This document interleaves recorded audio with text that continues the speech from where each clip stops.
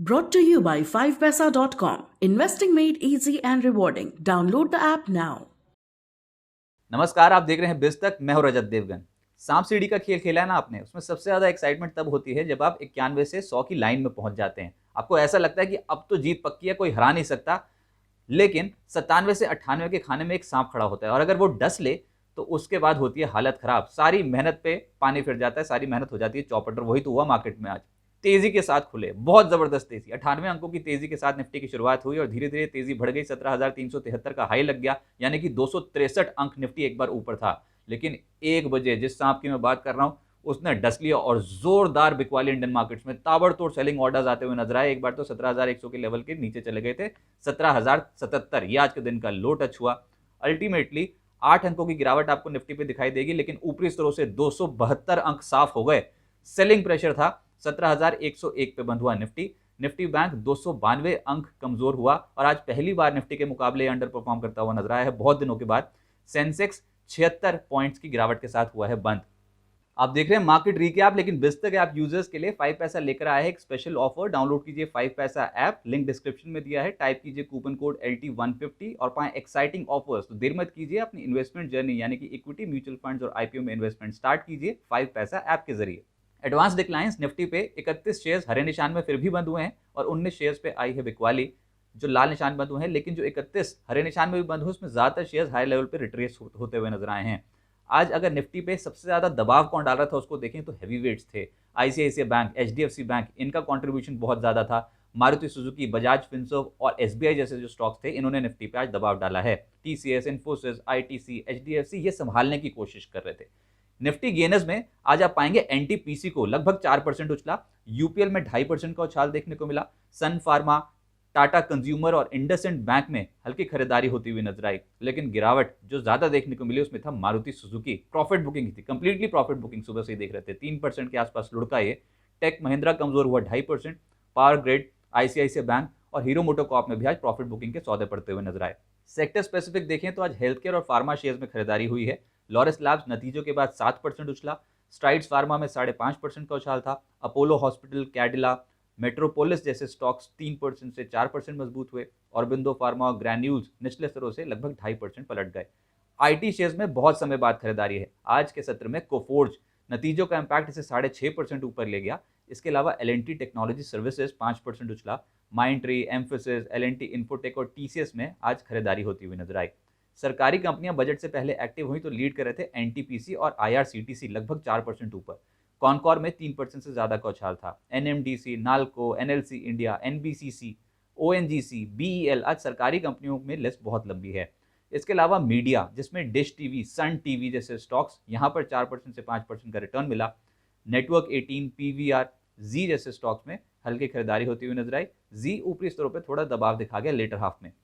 Private banks आज कमजोर थे, ऊपरी स्तरों पर प्रॉफिट बुकिंग थी मैं ये कहूंगा। आरबीएल बैंक नतीजे ठीक थे लेकिन उसके बाद 3.5% मुनाफा वसूली इसको नीचे ले आई। आईसीआईसीआई बैंक में 1.5% की गिरावट। बंधन बैंक, एक्सिस बैंक और एचडीएफसी बैंक में आज दबाव देखने को मिला। ऑटो शेयर्स ने गिरावट जिनमें थी उनमें टीवीएस मोटर गिरावट को लीड कर रहा था, 4% कमजोर। मारुति सुजुकी 3% से ज्यादा टूटा है। ट्यूब इन्वेस्टमेंट यहां पर 1.5% की गिरावट और हीरो मोटोकॉर्प, आइशर मोटर्स मुनाफा वसूली 1% से 1.5% के आसपास। लेकिन रिजल्ट्स का इंपैक्ट ज्यादातर स्टॉक्स में देखने को मिल रहा था, जैसे कि एलआईसी हाउसिंग 11% का उछाल। Coforge, Kotak Mahindra bank, Coforge में 6.5% का उछाल था। लेकिन कोटक महिंद्रा बैंक यहां पर शुरुआत तो ठीक थी स्टॉक की लेकिन नतीजे भी अच्छे आए, मुनाफा वसूली हो गई और ये बिल्कुल फ्लैट बंद होता हुआ नजर आया, हायर लेवल पर प्रेशर। इसके अलावा थिरुमलाई केमिकल लगभग 9% उछला। रूट मोबाइल में 7.5% का उछाल था। ये जो मिड कैप स्टॉक्स हैं यहाँ पर तो आज एग्रेसिव खरीदारी हो रही थी जिनके रिजल्ट्स बाजार को ठीक लगे। नव Bharat ventures, Atul limited, NIT limited 5% से 7% का उछाल दिखाई दे रहा था। दीपक फर्टिलाइजर एक और स्टॉक जहां पर 5% अपर फ्रीज था। नाम इंडिया यहां पर भी 3.25% का रिटर्न मिला। लेकिन जहां पर गिरावट थी नतीजों के बाद उसमें था महिंद्रा लॉजिस्टिक्स, 11% कमजोर हुआ। चंबल फर्टिलाइजर 5% टूटा है, इसके मार्जिन बहुत बिगड़ते हुए नजर आए हैं। आरबीएल बैंक में मुनाफा वसूली देखने को मिली नतीजों के बाद और बीएचईएल प्रॉफिट बुकिंग थी क्लियर कट, 2.5% नीचे ले आए इसे। वेदांता में बिल्कुल फ्लैट क्लोजिंग दिखाई देगी लेकिन प्रॉफिट बुकिंग हायर लेवल से प्रॉफिट बुकिंग तगड़ी दिखाई दे रही थी वेदांता में आज के सत्र में नतीजों के बाद।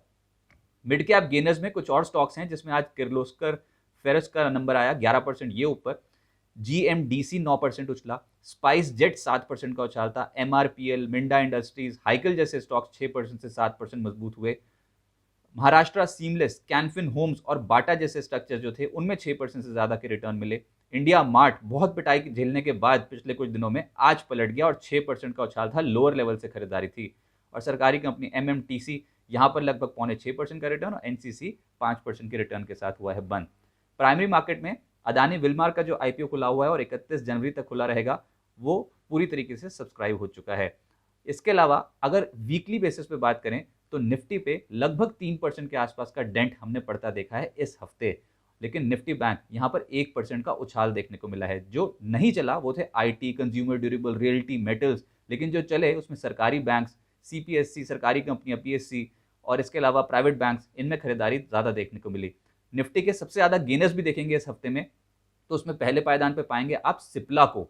अच्छे रिटर्न्स, इनफैक्ट नतीजे आने से पहले ही स्टॉक में खरीदारी हो गई थी और नतीजों के बाद भी पकड़ इसकी ठीक ही है। 7.5% के आसपास का रिटर्न इसने जनरेट किया।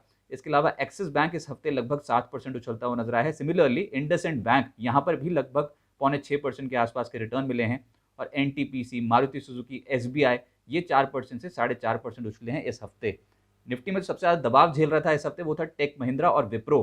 दोनों स्टॉक्स लगभग 9% से 11.5% के आसपास का डेंट लगा गए। इसके अलावा Titan, HCL Tech, Tata Steel और बजाज फिनसर्व, इन स्टॉक्स में सबसे ज्यादा गिरावट देखने को मिली है एक हफ्ते के दौरान। लेकिन कुछ वीकली गेनर्स हैं मिड कैप कैटेगरी में, जिसमें एक स्टॉक तो बिल्कुल आउटशाइन कर गया है नतीजों के बाद और क्या ताबड़तोड़ खरीदारी होती देखी हमने, वो है शारदा क्रॉपकेम। 58% का रिटर्न जनरेट किया है इसने एक हफ्ते में निवेशकों के लिए। तो ये था स्टॉक, अल्टीमेट स्टॉक था इस हफ्ते का। गुजरात अंबुजा एक्सपोर्ट्स 12.5% उछला। MMTC में लगभग 12% का उछाल था हफ्ते के दौरान। Bank of Baroda, Canara bank जैसे सरकारी बैंक्स जो हैं यहाँ पर 10%, 11% के आसपास के रिटर्न जनरेट हुए। और TV18 ब्रॉडकास्ट में भी 11% के आसपास का रिटर्न हमें देखने को मिला। अब आगे क्या होगा, देखिए उम्मीद तो ये थी कि बजट से पहले एक रिलीफ रैली देखने को मिलेगी, जिसकी शुरुआत हमने कल से कर दी थी, लेकिन ये उम्मीद ही बन के रह गई क्योंकि 17,400 के आसपास जाके मार्केट फिर से गोता लगा गया। ऊपरी स्तरों पे हो गई मुनाफा वसूली और तगड़ी मुनाफा वसूली थी, जिसमें संभलने का मौका बहुत कम लोगों को मिला। अब क्लियर कट फोकस जो है वो बजट पे चला जाएगा। बजट में जो भी अनाउंसमेंट होंगी उसके बाद ही बाजार की क्लियर डायरेक्शन निकल कर आएगी। फिलहाल आप सपोर्ट और रेजिस्टेंसेस लेवल्स नोट कर लीजिए, जिसमें कोई भी बदलाव नहीं किया गया है क्योंकि आज की क्लोजिंग कल की क्लोजिंग के आसपास ही हुई है। 17,062 पहला सपोर्ट, फिर है 16,995 और 16,930, ये सपोर्ट लेवल्स हैं। आज के दिन का लो है 17,077 का। इसके अलावा रेजिस्टेंसेस देखेंगे तो 17,190 की है, 17,260 और 17,325। इसके बाद अल्टीमेटली आज के दिन का जो हाई बना है उसी को एक रेजिस्टेंस लेवल मान के चलिए आप। लेकिन अब बजट के बाद मार्केट्स की क्लियर डायरेक्शन निकलेगी। उससे पहले जो ये वोलेटिलिटी बनी है, ये बजट वीक में अक्सर वोलेटिलिटी बहुत कूल ऑफ हो जाती है और बाजार एक तरफा चाल दिखाता है। अब देखते हैं एक तरफा चाल तेजी की होती है या फिर मंदी की।